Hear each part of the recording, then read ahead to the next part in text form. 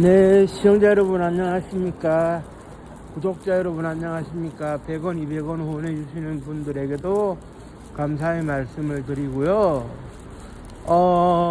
오늘은 남자들이라면은 머리 아픈 이야기인데요.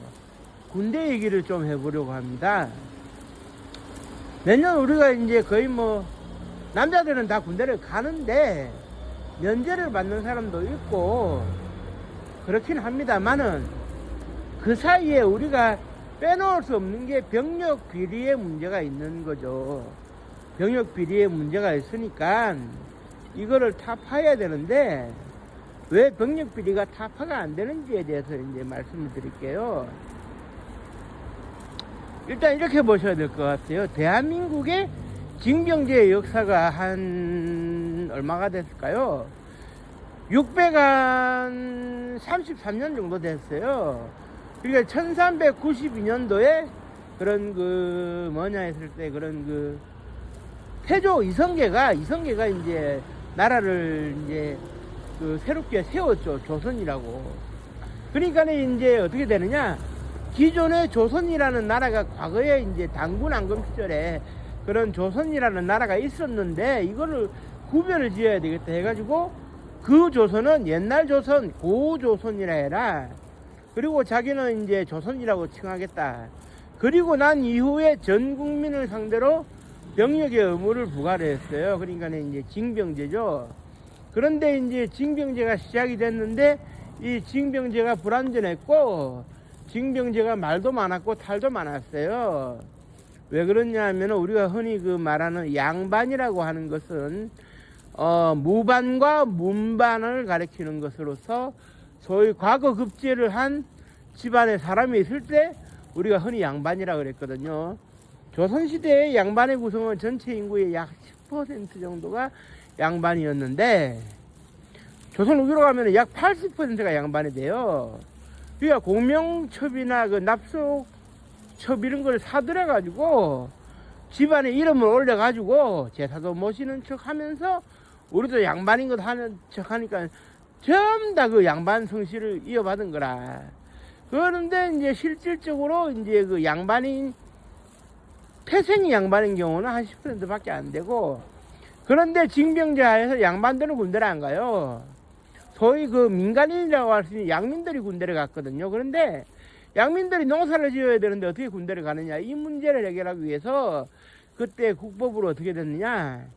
전쟁이 나면은 당연히 이제 군사동원이 되어야 되겠지만 전쟁이 나지 않는 이상은 농사를 계속 지어라. 대신에 만 16세 이상이 되면은 군대를 현역으로 이제 입대를 하지 않는 대신에 포목을 2필을 내라. 그래가지고 이걸 뭐라 그랬냐면은 군대를 대신 해서 내는 세금이다 해가지고 군포라 그랬거든요. 군포. 그런데 이게 이제 점점 삼정의 문란이 되고 1700년대에 들어오면서 이제 문제가 되는 것이, 다산 정약용이 이제 책에서 지적을 했듯이 황구 첨정 백골징표 3대가 군적에 오른다 이런 많았어요. 군포를 많이 뜯어내면 지방 수령들이 뒷구멍에 챙길 게 많으니까. 그래 어떻게 되느냐 이런 거죠. 어떤 여인네가 하소연을 한 거를 내가 책에서 봤는데, 자기 남편이 군대 갈 나이가 됐는데 군대를 현역으로 안 가는 대신에 포목 2필을 낸다고 했잖아요. 그래서 군포로 2필을 내고 있었는데 문제는 뭐냐, 군포 2필 내시오 해가지고 병적 기록표에 이제 들어가 있기를 돌아가신 시아버님, 돌아가신 지가 언젠데 시아버님이 아주 군적에 남아있어가지고 군포 2필을 내라고 하지를 않나. 아들이 배내 쪽으로 물도 안 말랐는데, 쉽게 말해서 우리식으로 얘기하면 똥기저귀도 아직 차고 있는데 군대 대신해서 포목 2필 내라. 이게 말이 됩니까? 그런데 무조건 걷어들였으니까네 2필만 내야 되는 것을 한 집에서 6필을 내게 되면 4필은 어떻게 되느냐, 그만큼의 부가가치로서 수령들이 떼먹을 수 있으니까 떼먹자 이거예요. 이게 말이 안 되는 거죠. 그러다가 1894년도에 어떻게 되느냐, 갑오개혁이 있고 난 이후에 이제 이제 우리나라의 징병 제도라는 건 사실 사라졌어요. 그리고 1907년도에 그나마 남아있던 군대가 해산되면서 일제에서 군대가 해산되면서 정식 군대가 없었고 그 이후에 이제 자발적으로 이제 그 일제 강제하던 억압 속에서 독립군, 의용군, 그 조선 의용대라든지 그 다음에 이제 그 광복군 이런 게 이제 생겨나긴 했어요. 그런데 군인을 새로운 직업으로 삼아야 되겠다 싶은 사람들은 일본군에 가는 경우가 들어 있었어요. 전쟁이 벌어져 가지고 중일 전쟁 이후부터는 더더욱 그게 좀 심했거든요. 그런데 그 이후 어떻게 되느냐? 해방 공간에서 이제 징병제가 1949년 1월 1일 날 그 시행이 되는데 그때 어떻게 시행이 됐냐면 만 19세가 되는 해가 보통 이제 그 고등학교를 졸업한 애들아. 그래서 고등학교 졸업하면 신체 검사를 받아라. 그래서 만 19세가 되는 해에 신체 검사를 받는데요. 그러니까 1930년생이 첫 대상이 되는 거죠. 그러니까 이제 전부 다 돈 있는 사람들은 호적을 고치는 거예요. 왜냐? 1929년 12월 달 기준으로 그 이전에 태어난 것으로만 호적에 올리게 되면 징병검사 자격 자체가 안 되잖아요. 물론 이거는 오래 가지는 못했어요. 한국전쟁이 그 다음에 발발하는 바람에 20대는 뭐 다 징집이지, 뭐 30대도 징집이고, 일부 그 국민방위군 같은 경우는 뭐 40대, 50대도 징집해가지고 굶어 죽이고 그랬으니까. 그 이후에는 또 어떤 일이 벌어지느냐? 그런 거예요. 그 김정곤 장군이 한국전쟁 때 명예를 떨친 분인데, 이분이 50대 중반, 후반 사단장을 할 때 어떤 일이 있었느냐? 예하부대를 순시했는데 키는 멀때같이 크고 나이도 들어 보이는 병사에게 나이를 물었더니 20대 후반이래요. 그래서 임마 너 나이도 많은데 어떻게 군대 왔냐고 물어보니까 하는 말이 지주가 자기는 소장농인데 지주가 자기 아들 대신 군대를 가주면 넌 몇 맞이기를 준다 해가지고 이런 참 그 말도 안 되는 일이 벌어지는 거예요. 그리고 한국전쟁 당시에 월남에 있는 가족들은 호적을 제대로 들고 오질 않았어요.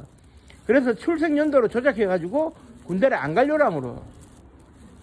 그리고 이제 그 최근에는 또 문제가 됐었죠. 그런 그 월급이 좀 많아지다 보니까 대리 입영을 해가지고 월급을 반씩 나누기로 하고 실제 대리 입영한 사람이 10개월 동안 군 생활을 하는 그런 그 어처구니 없는 일도 있었는데 그러면은 이게 이제 왜 이렇게 병무 비리가 이제 근절이 안 되느냐? 돈을 주고서라도 군대를 안 가고 싶은 사람이 있기 때문입니다. 그런데 이 사람들 제대로 처벌도 안 받아요. 그러니까 이런 문제가 생기는 건데 예를 들어서 설명해 보겠습니다. 1998년도에 그 문민정부 김대중 정부라고 해가지고 국민의 정부가 출범했잖아요. 그래 병무 비리가 심각하다 보니까 당시에 천용택 국방부 장관이 김대중 대통령에게 업무 보고를 하면서 이걸 어떻게 할까요? 하니까 김대중 대통령이 국가의 명운을 걸고 다 세큐해라.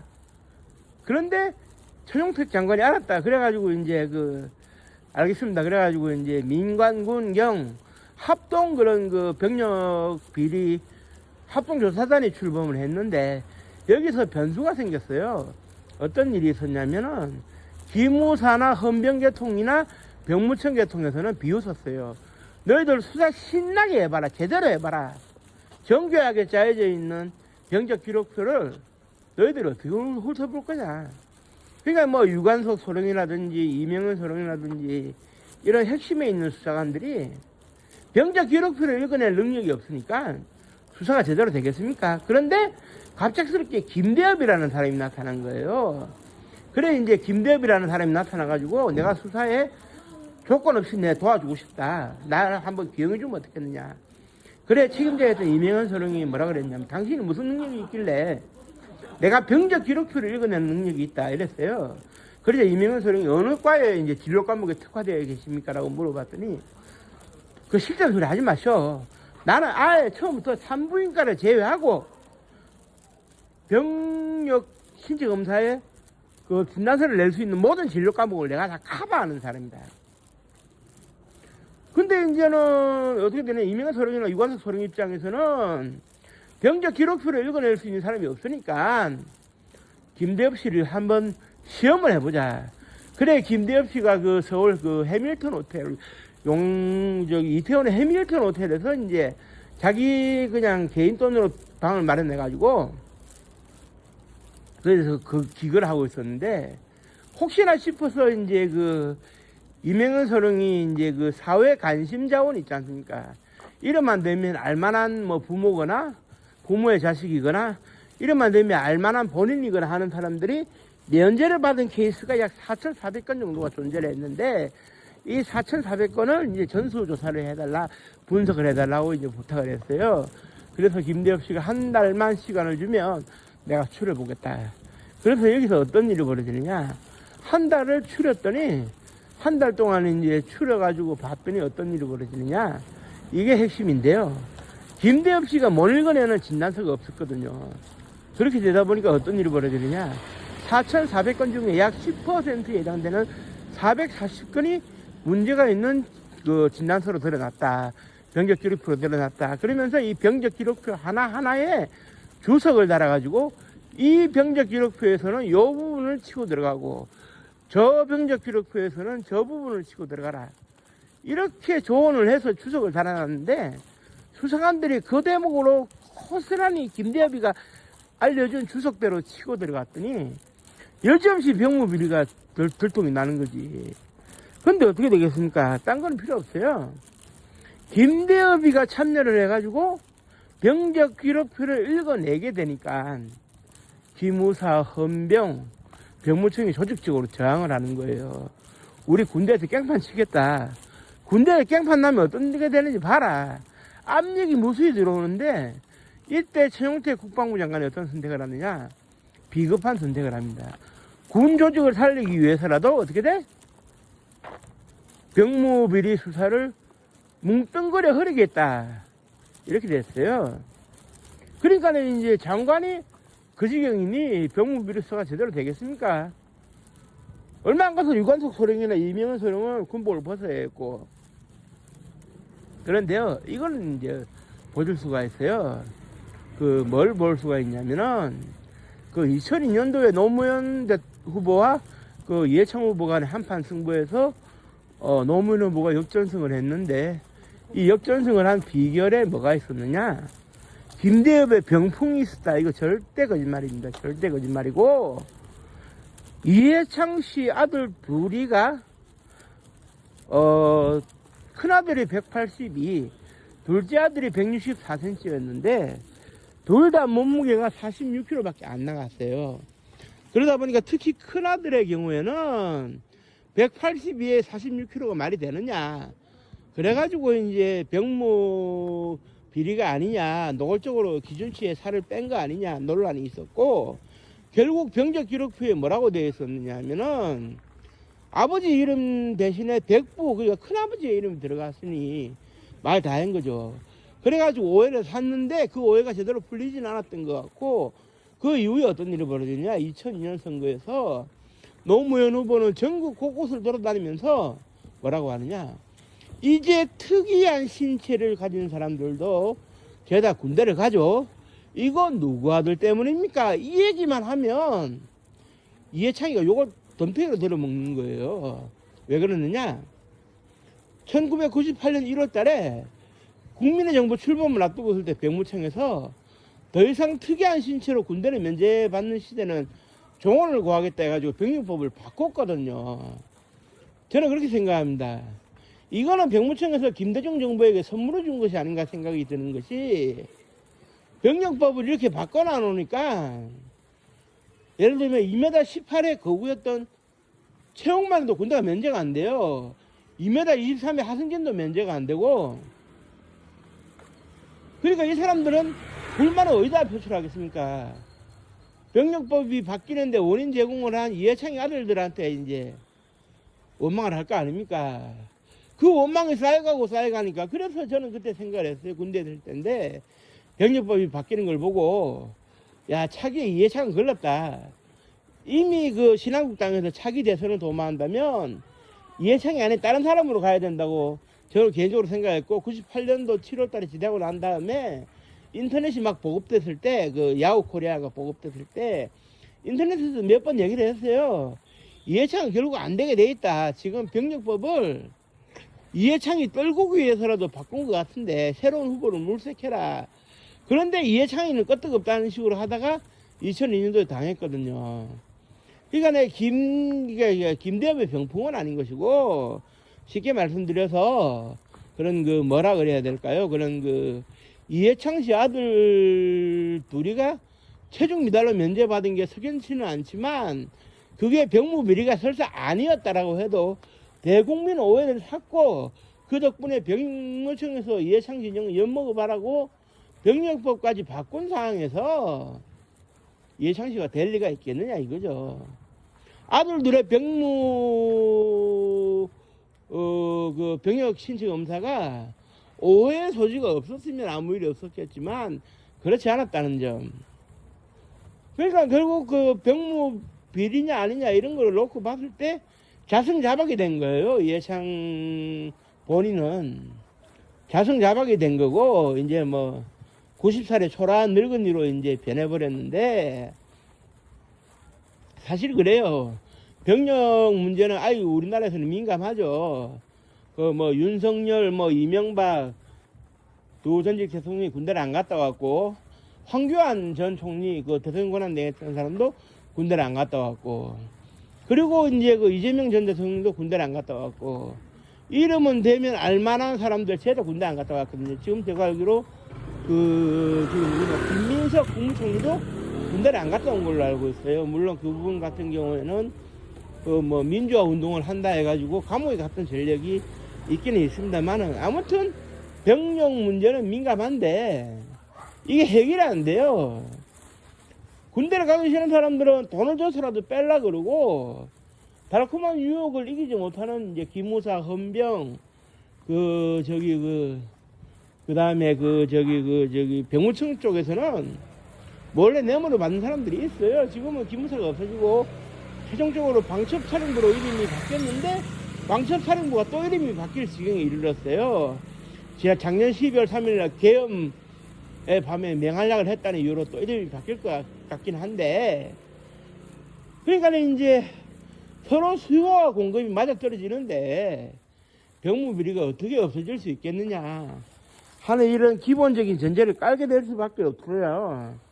그나마 저 같은 경우는 뭐 신체 조건이 뭐 나쁩니다만은 키 160도 안 되는 상황에서 저는 현역으로 갔다 왔기 때문에 그나마 이제 당당하게 얘기를 할 수 있는 건데, 이게 참 답답하죠.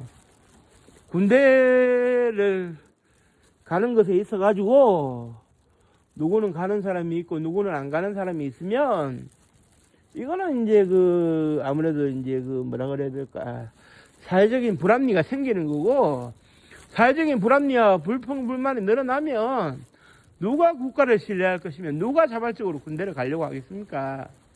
다 뺑기를 서서라도 안 가려고 그러지.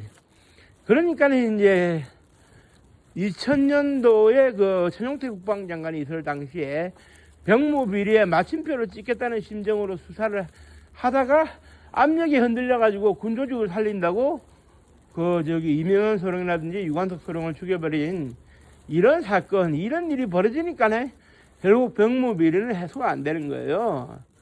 지금은 군대를 얼마나 우습게 얘기했으면 돈 받고 대리 입영을 해주는 사람까지 나왔겠습니까? 이거는 대한민국의 상당히 수치거든요, 수치. 군대는 누구나 가고 싶은 군대가 되어야 되는데, 병력 부조리가 있으니까 나는 거기 가서 고생 못 하겠다, 이런 식으로 뺄라 그러고, 그래, 돈 주면 내 면제시켜줄게, 뭐 이런 식으로. 이런 악순환이 사실 우리가 600하고도 33년 동안 지속이 되어 왔기 때문에 하루아침에 무 자르듯이 그렇게 되기는 어려울 겁니다. 하지만 이것이 바뀌지 않는다면 통일이 된다 해도 병무비리는 산재할 것이고, 그럼 나라 꼴이 뭐가 되겠습니까? 병무비리가 만연한 나라에서 나라가 온전하게 굴러간다는 생각은 저는 안 하거든요. 이거는 모든 국민들이 새겨들어야 할 문제가 아닌가 생각됩니다.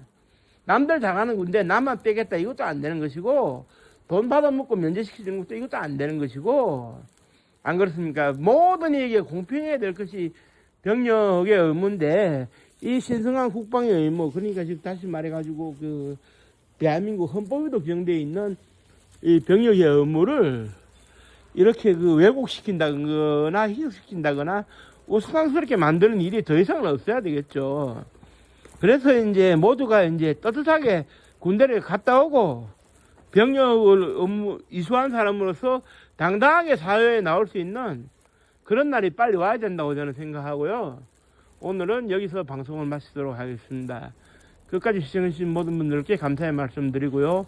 혹여나 이제 그 조금 기대감이 있으신 분들은 그 구독 한번 눌러주시면 고맙겠습니다. 감사합니다. 고맙습니다.